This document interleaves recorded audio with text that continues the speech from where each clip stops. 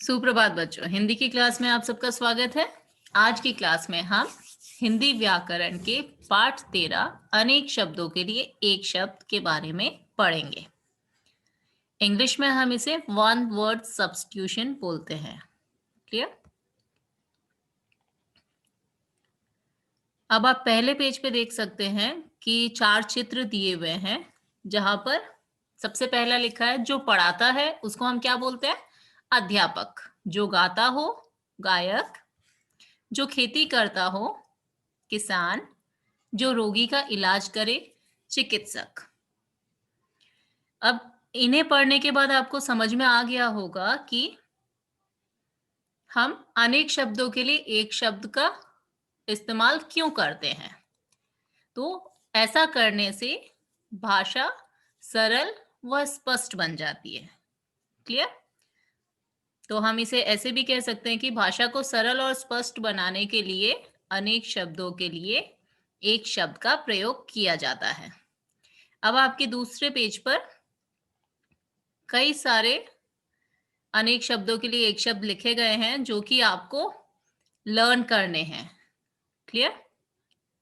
एक एक करके मैं इनको पढ़ देती हूँ ताकि आपको बाद में दोबारा से इसका रिवीजन करने में आसानी हो। सबसे पहला है जो लोहे की वस्तु बनाने का काम करे उसे हम लुहार बोलते हैं। इसको आप लोहार नहीं लिखोगे, इसको लुहार लिखोगे। क्लियर? जो मिठाई बनाने का काम करे, हलवाई। जो गहने बनाने का काम करे, सुनार। जो कपड़े धोने का काम करे, धोबी।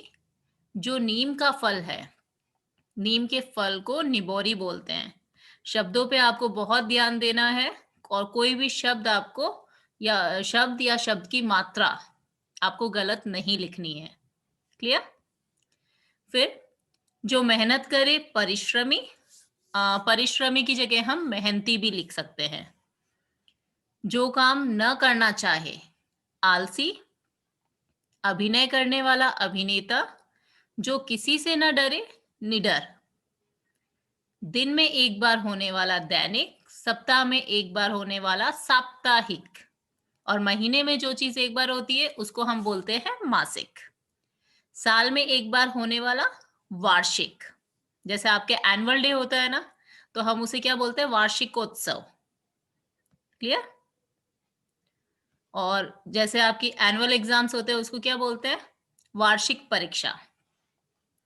फिर आता है जो मांस खाता हो, मांसाहारी। जो वस्तु दूसरे देश की हो, विदेशी। और अपने देश की अगर कोई वस्तु हो तो उसे हम देसी बोलते हैं। जो सेना में काम करे, सैनिक। जल में रहने वाला, जलचर। जो शिकार करे, शिकारी। साथ पढ़ने वाला, सहपाठी। जो लालच करे, लालची। जो काम से जी चुराए, कामचोर।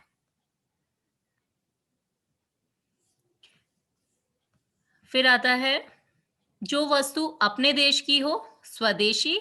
स्वदेशी भी लिख सकते हो, देसी भी लिख सकते हो। क्लियर? लेकिन जहां अपना देश आता है वहां पर स्वदेशी आएगा। नाच करने वाला, नर्तक। विद्या पाने वाला, विद्यार्थी। जहां पढ़ने जाते हैं, विद्यालय। जिस भवन में पुस्तकें रखी जाती है, पुस्तकालय। जो देख न सके, अंधा। जिससे बहुत खतरा हो, खतरनाक। जो चित्र बनाए, चित्रकार। जिसमें बल कम हो, निर्बल। क्लियर? तो आज की क्लास में आपको इन सारे शब्दों का अभ्यास करना है और इनको याद करना है। और उसके बाद अपनी अगली क्लास में हम इसकी बुक एक्सरसाइज को करेंगे। आज के लिए इतना ही। धन्यवाद।